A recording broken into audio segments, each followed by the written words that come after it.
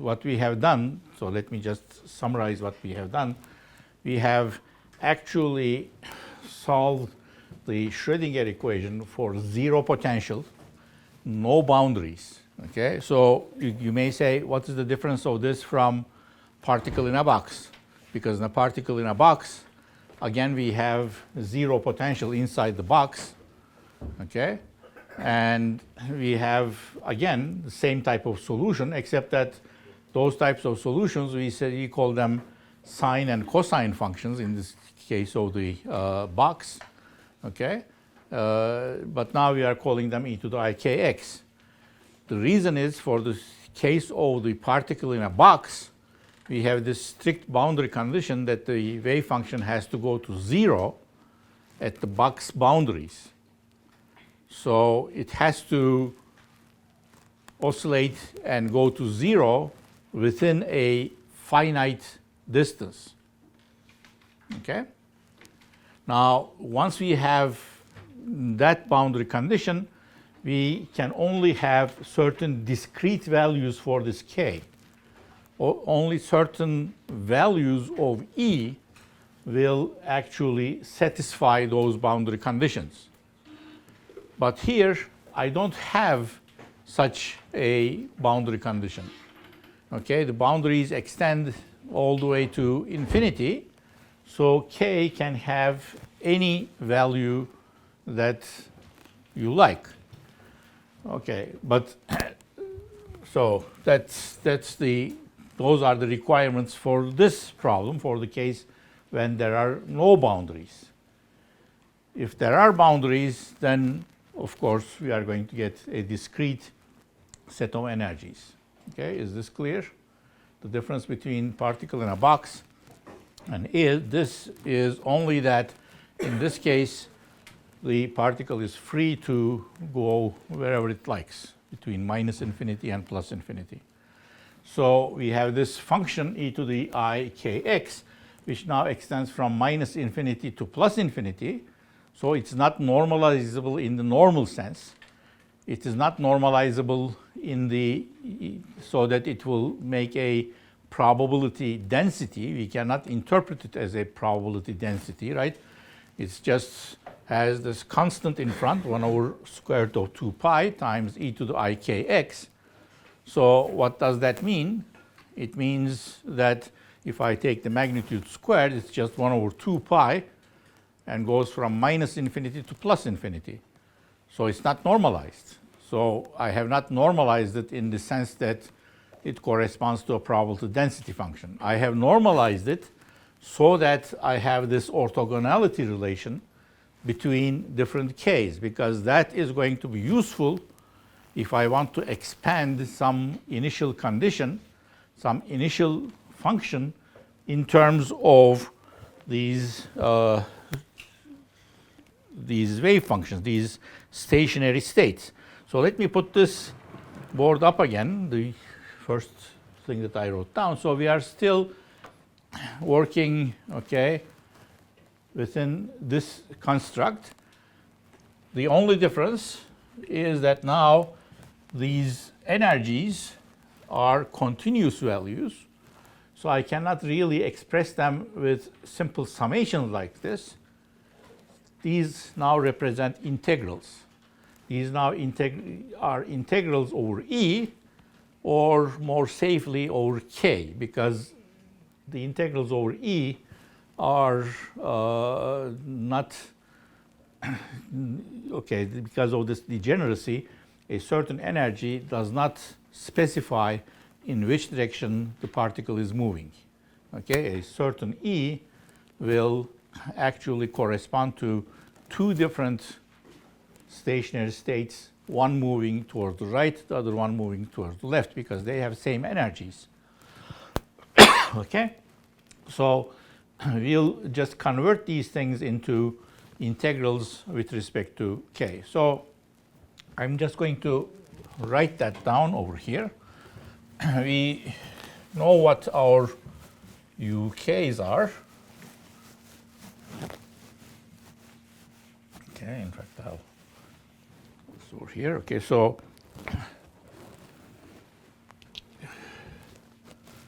what happens? Someone is going to give us, oops, I don't intend to change color. Okay, given that I have some psi x0, okay?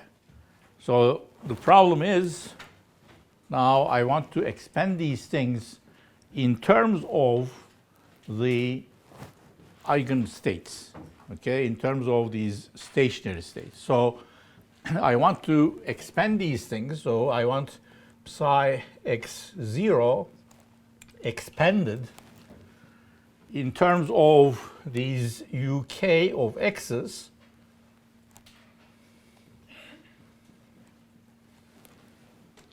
okay, with some coefficient. So let me call that coefficient g of k. You see, this sum is no longer discrete. Now my k is a continuous index. So I have to sum over all of these things from minus infinity to infinity. Okay, so it's the same thing. This CE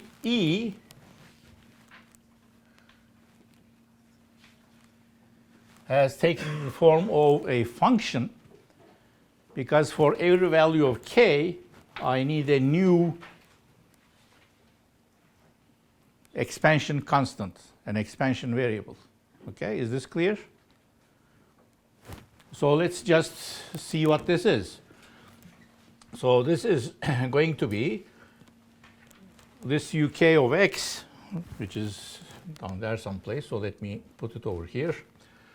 uk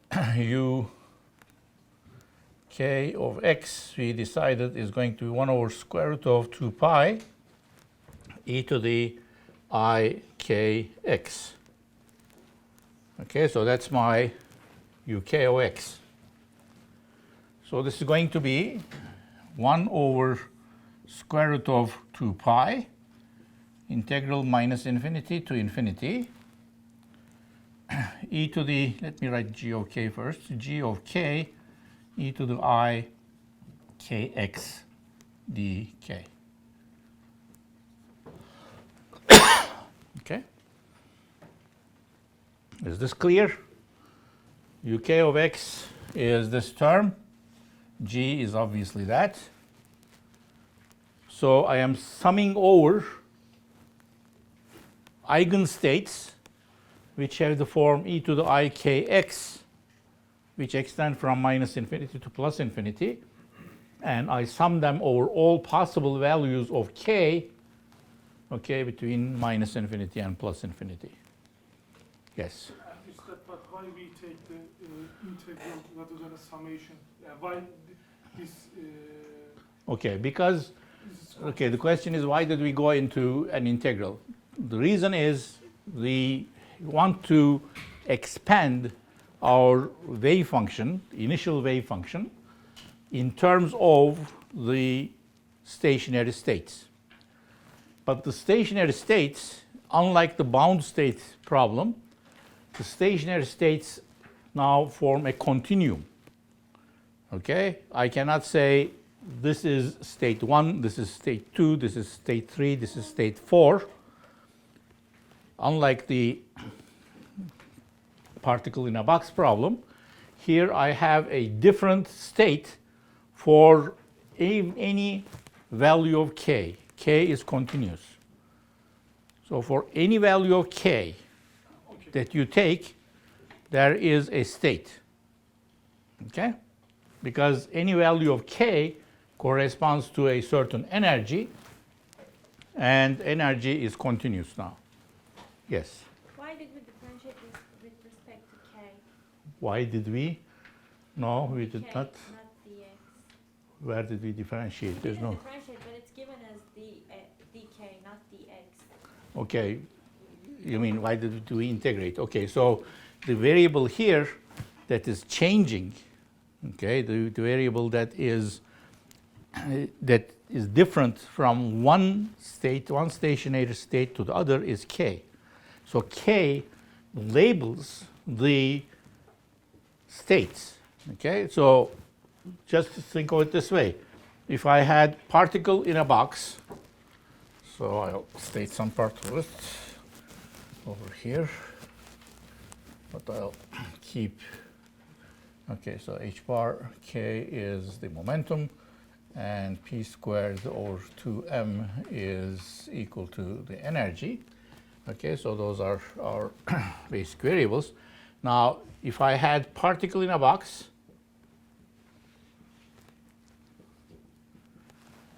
right, I have these eigenstates. Okay, so these things go something like un of x is equal to square root of 2 over a sine n pi over a x. Right? For each n, I have a new state.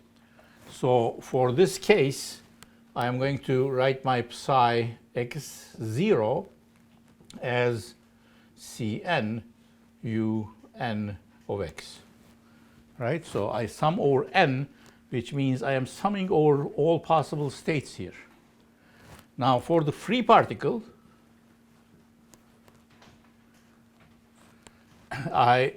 my states have the form uk of x, okay, except that this k is not 1, 2, 3, 4, 5 anymore. It's a continuous variable. Okay, so for any value, if I take k equal to 2.6 in some units, okay, there's another k at 2.7, there's another k at, I don't know, k equal to pi or something, okay, obviously with some units. Okay, so for any real number that I can put in here for k, I have a stationary state, okay, an eigenstate, and it's equal to 1 over, okay, exactly what I have there, 2 pi e to the I kx. So for every value of k, let me just finish this, I have to have a contribution to psi 0. So how do I do that? Well, I take this uk of x, okay, and for every different k, I want a different weight, just as over here. For every different n, I had a different value for this contribution, and I call that the series expansion constants or whatever. Okay, so for each value of n, I have a different Cn, which tells me how much Un I have in this psi. So over here, I want a similar thing. I want to know how much Uk is contributing to my psi. So my expansion coefficient has to be a function because k is a continuous object, right? And I have to add all of these things. It's a continuum. So now I have to add them over all k. Okay? Questions? Just for correction, in particle there are different energies, but in free particle there are different momentum. For each moment there are different states, right? Well, again, even for the free particle, you have a continuum of energies. Okay, that's how we got this by solving the Schrödinger equation, right? We said let's choose an E. The problem is if for a particular E, there are two different momenta which give the same E.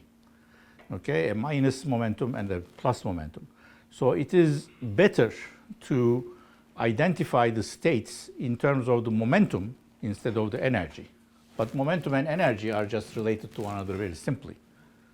Okay, so when we say a certain momentum, then which state it is well defined. Okay, so I now know which state the particle is in. If I just specify the energy, then it's not clear whether the particle is a positive or negative momentum. Okay, other questions? All right, but now look what we have. Okay, this is something you should have seen obviously earlier. What is this an equation for? Yes. Inverse Fourier transform. Well, we call it the straight Fourier transform. For some reason, electrical engineers put minus j's in place of i's or something. But okay, so this is the Fourier transform. Okay, so well, actually inverse Fourier transform. You are right. We are transforming from k to the psi. So we are going from the k space, k variable, to the x variable. And now, as soon as we appreciate this, as soon as we see this, we can then use all the power of Fourier transform to evaluate this g of k. But before we do that, remember that in this description, we identified these Cn's physically as something. How did we interpret these Cn's? Yes. The square is the probability of the energy. Okay, so Cn magnitude squared is probability that particle is in state n.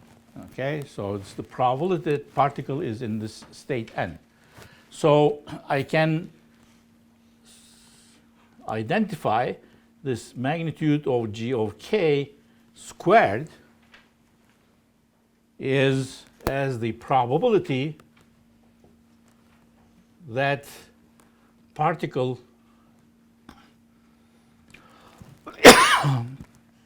has momentum h bar k. Excuse me. Okay, so let's just go over that a little bit. This is a discrete set of probabilities.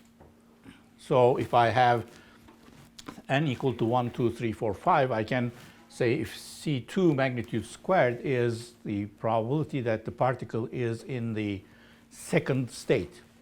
But here k is a continuous variable.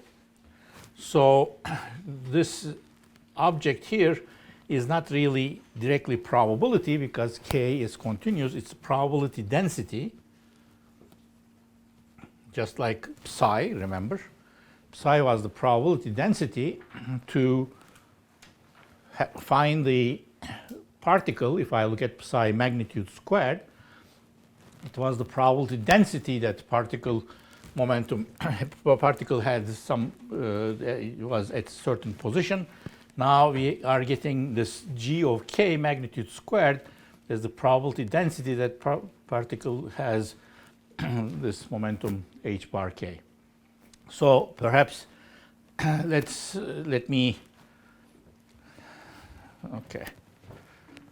spend some time on this because I don't want to move on before it's clear.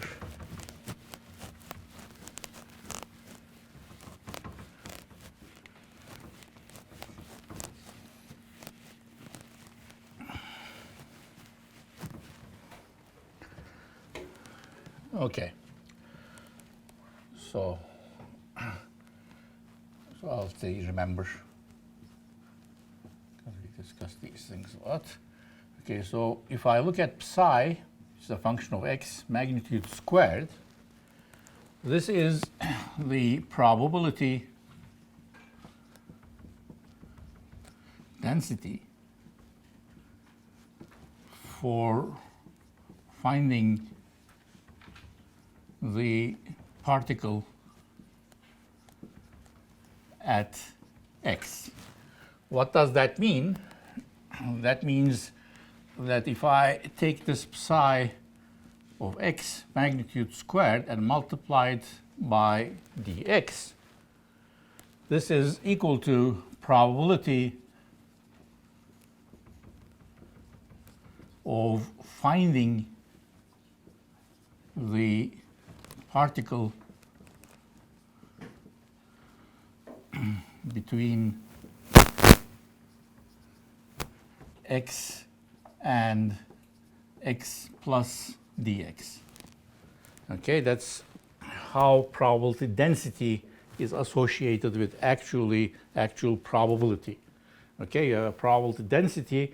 If you multiply it by dx, you get the probability for finding the particle at that point between x and x plus dx. Okay, so in fact, this is usually shown as, okay, so if you have this psi magnitude x as a function of x, okay, so if you just take the value of this function at x, multiply it by dx, corresponds to this area. Okay, so this is x plus dx. So this area corresponds to probability to find the particle between those two coordinates. Okay, so now we are getting a similar sort of thing. These expansion coefficients, which are gk squared, okay, is the probability density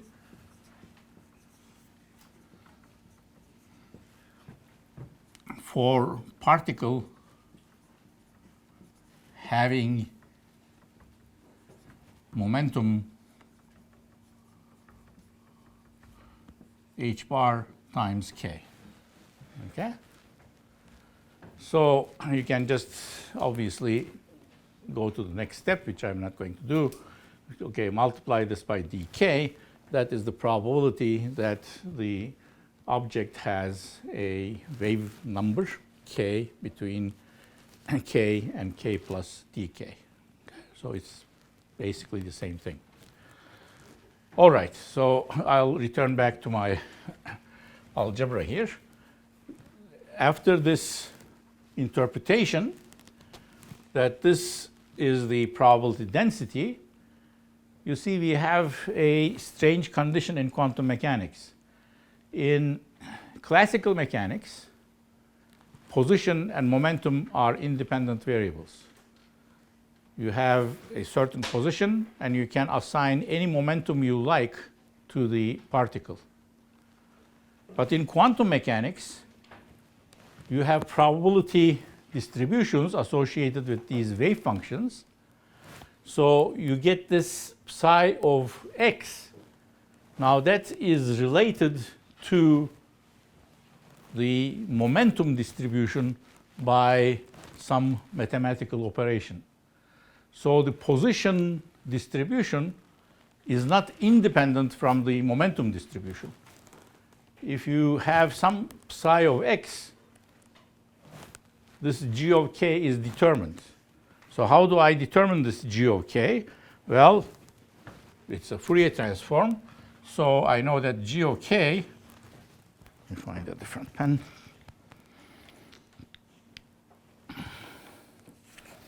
Pass this around. Okay, so this g of k,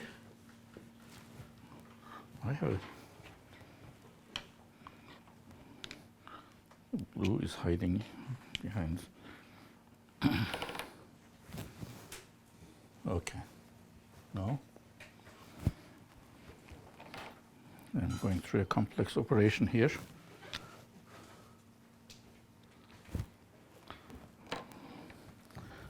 You see, I'm also colorblind, so this is turning into a more difficult task than I thought. Okay, let's see. So g of k is going to be equal to the inverse of this, so it's going to be 1 over square root of 2 pi again, minus infinity to infinity, psi x0 e to the minus I k x dx this time. Okay, so we have this Fourier transform pair, so let me repeat the psi x0 here also.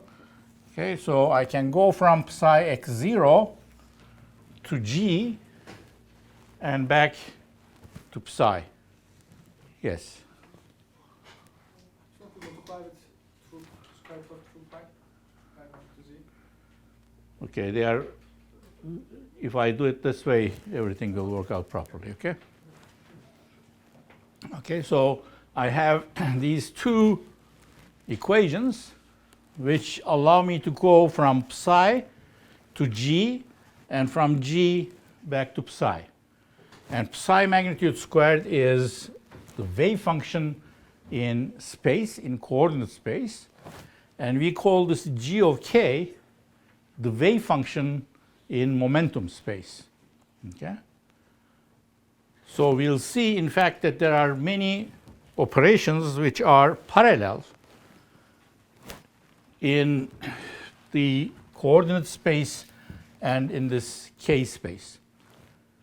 In any case, if someone gives me this psi x0, I can find these g of k's by using this operation. But let's take the next step. How do I find the let me do it over here. How do I find psi xt? Yes, exactly. And that's exactly what we had been doing. So psi xt, psi changes how a free particle moves in space, is going to be given by the time-dependent version of this. So it's going to be 1 over square root of 2 pi minus infinity to infinity g of k, which I have determined from this equation, and e to the I kx minus the energy of the system. What is the energy of the system? Well, it's going to be h bar squared, k squared over 2m, right? This is the energy, divided by h bar times t. So one of the h bars you can cancel. And K squared? k squared, yes, thank you. K squared dk.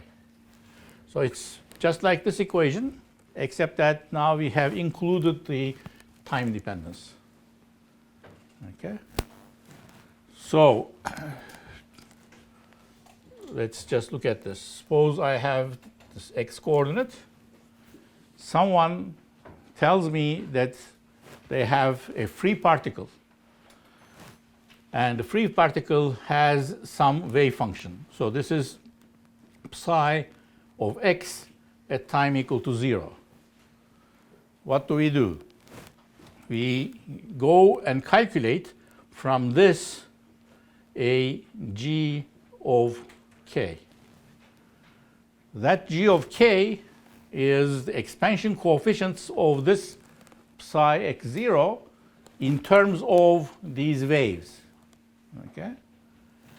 Now we put in this wave dependence, time dependence, into our equations and look at it, how it changes at a later time. So depending on this wave function and depending therefore on g of k, this is going to move and we'll do something else at psi xt. Okay? Yes? Hocam, in time dependence, don't we have an I as well? Yes, we have an I as well, thank you, which is very important, otherwise it will just decay out. Okay? Yes? Can't G of k also change in time? Okay, no, not in the framework that we are discussing. So g of k, if you like, is changing in a way that, okay, so you can just say that in place of g of k for this function, okay, so that transforms into g of k. This one transforms into g of k e to the minus I h bar k squared over 2mt. Okay, so this is the Fourier transform of this. This is the Fourier transform of that. Okay, but it is difficult to see what's going on in the position space, how you go from this function to that function, but it's very easy in the momentum space to go, okay, let me move the question mark. Okay, it's easier to go that way over there. Other questions? Okay. Okay, so let's look at something. Let's see what we have, what we are going to get for expectation value of momentum.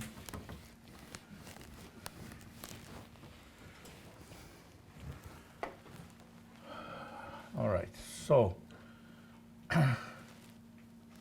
let me look at expectation value of momentum to any power, p to the n. How do I calculate it? I calculate it by looking at psi of x at certain time, doesn't matter, so I'm not going to worry about that. H bar over I del x psi of x, okay, this is the nth power dx, right? This is our recipe for finding the expectation value of, okay, because this is just momentum operator to the nth power. So this is our recipe for finding p to the n. Now let me try to go to the other space. Okay, let me try to go to the k variable and try to obtain a similar relation in terms of the g's. How do I do that? Well, I just put in, okay, so psi star is 1 over square root of 2 pi integral from minus infinity to infinity. These are all minus infinity to infinity. Okay, psi, which we decided was g of k e to the I k x dk complex conjugate.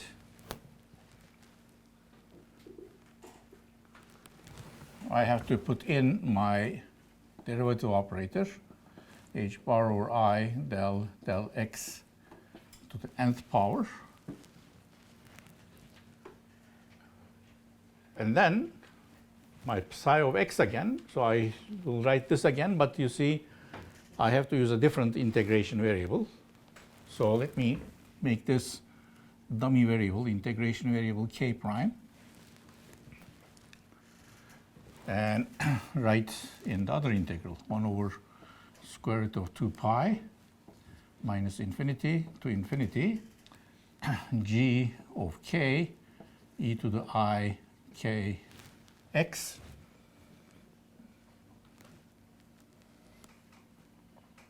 am I okay?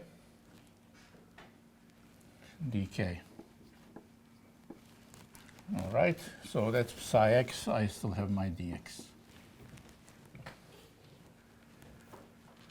Okay, and now I want to differentiate with respect to x, and the only x I have here is that x.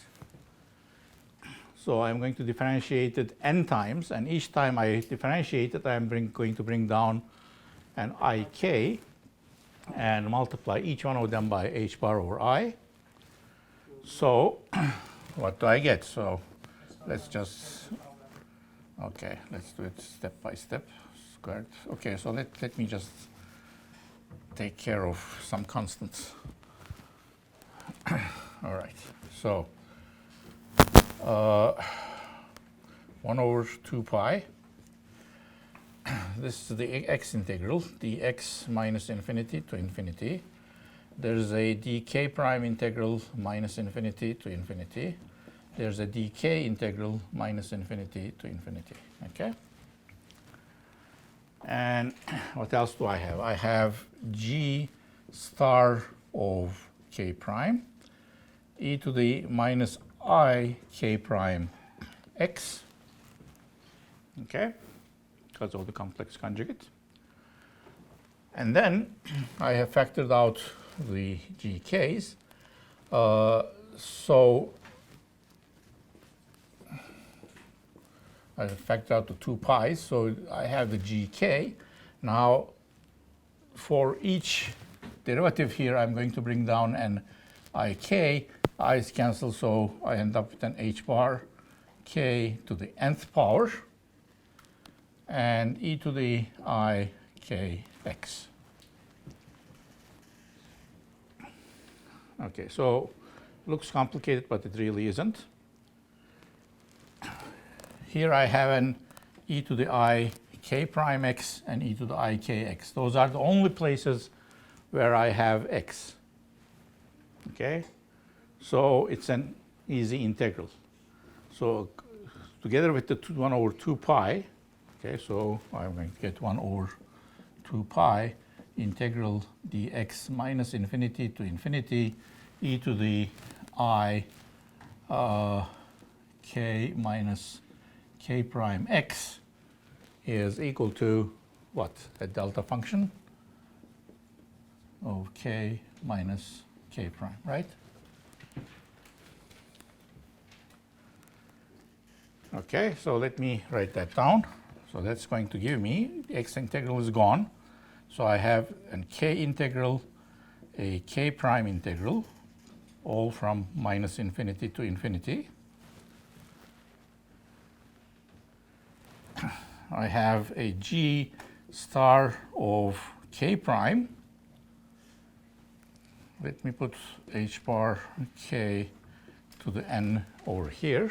So Yes, the x integral is delta function with its argument k prime minus k. yes, that's what I wrote.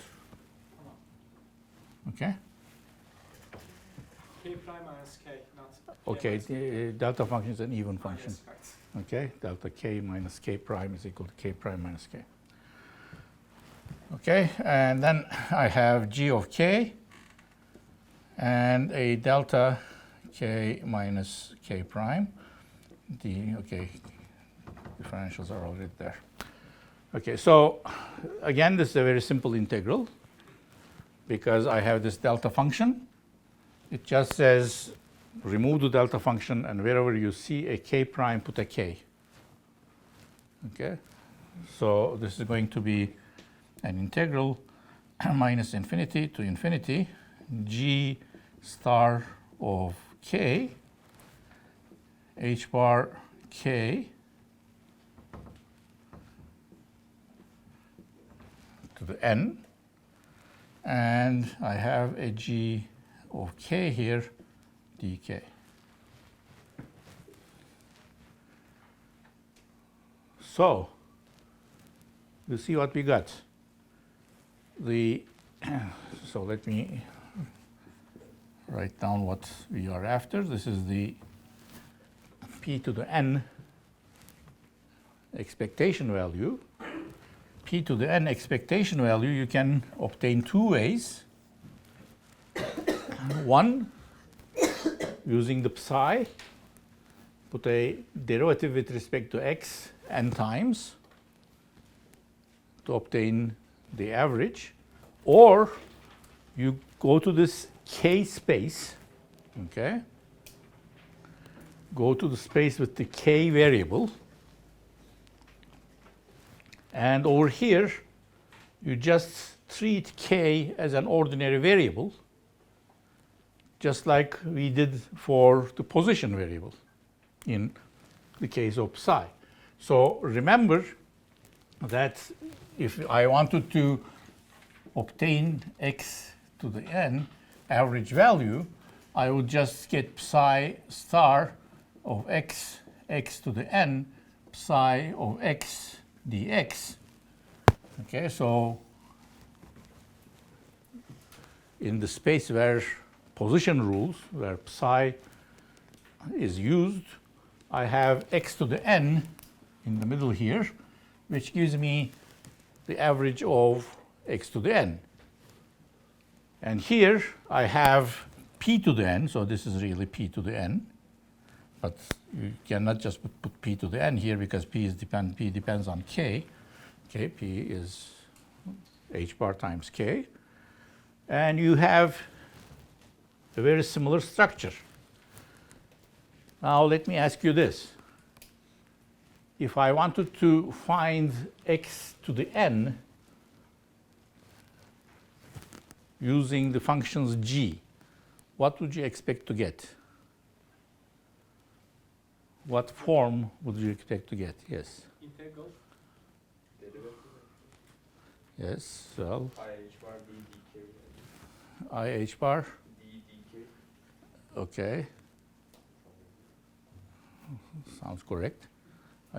So what you are going to get is that you are going to get, in place of psi, you get a g star.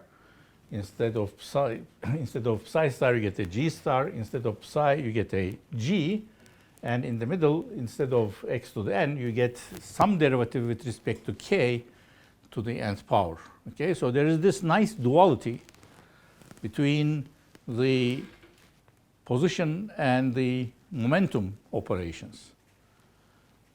And what is the most important thing to remember out of this algebra is that the psi variable or the psi function and the g function are not independent objects. You determine one from the other. So you are going to get, for a certain psi function, a definite momentum distribution. And if you have the momentum distribution, you are going to get the psi. Okay? So that's why we have these uncertainty type of effects in quantum mechanics. So I'm a little dubious about whether we should start our next problem, but let me just at least state it. So next time what we are going to do is we are going to actually look at a specific problem which involves this. So if I am given some certain function, okay, so this is my psi x at 0, so it could be Gaussian like this. And what I'm going to do is I'm going to find a certain g of k associated with it. And suppose it turns out to be, okay, something.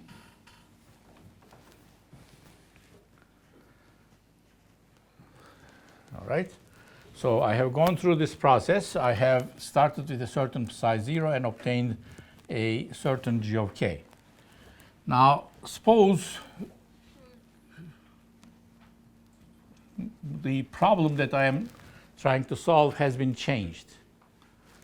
Okay, so someone says, okay, you solved this problem, but now try this. What if I gave you this psi x 0 times e to the I k0x? Okay, so it's going to be same form, except that it's being multiplied by this phase, so it's going to have these oscillations, real and imaginary parts, multiplying this. What happens to g of k in this case? Well, let me just look at that. I am going to use the same integral. So I have this psi x 0 times e to the I k0x. Okay. Now I have to multiply this one by e to the minus I kx dx, minus infinity to infinity. So this is my new g of k.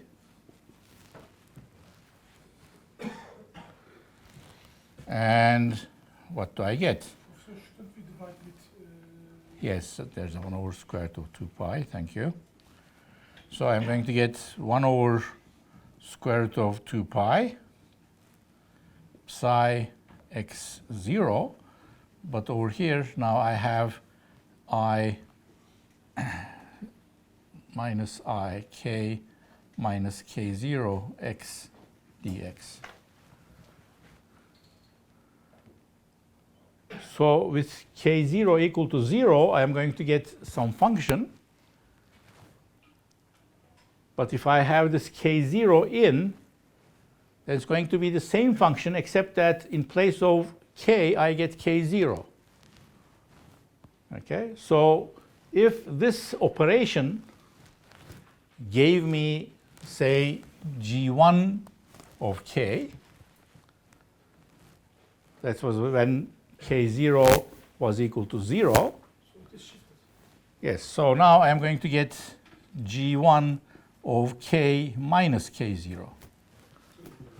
K0, thank you.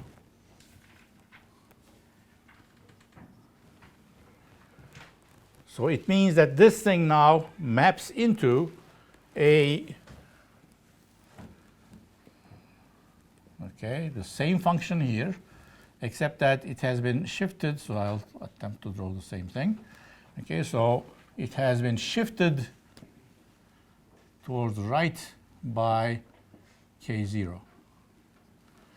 And we really saw that before, right? When we were looking at the expectation values of momentum, for example, when we had this Gaussian, the momentum, average momentum that it had was h bar times k0, if you remember the examples that we solved. So multiplication by this function by something like e to the I k0x just shifts the momentum distribution by an amount k0. So without this factor, just this psi, maybe a wave function that has 0 average momentum just sits there. But when it's multiplied by e to the I k0x, it becomes the same probability, okay? Well, G itself is not probability distribution, but it becomes the same G which has been shifted to a new average momentum value, h bar k0 larger than before, okay? Do all of these make sense? Yes. Okay, you have to go through this algebra. You see, if I multiply my psi by e to the I k0x, all that it does is it brings in place of this k, it becomes k minus k0, so the result is k minus k0. And this is a function that's just shifted. This is g1 of k. This is g1 of k minus k0, right? Because any point that you have here has been shifted from the previous one by k0. Okay. Let's see. We're out of time, but I'll be around for more questions if you.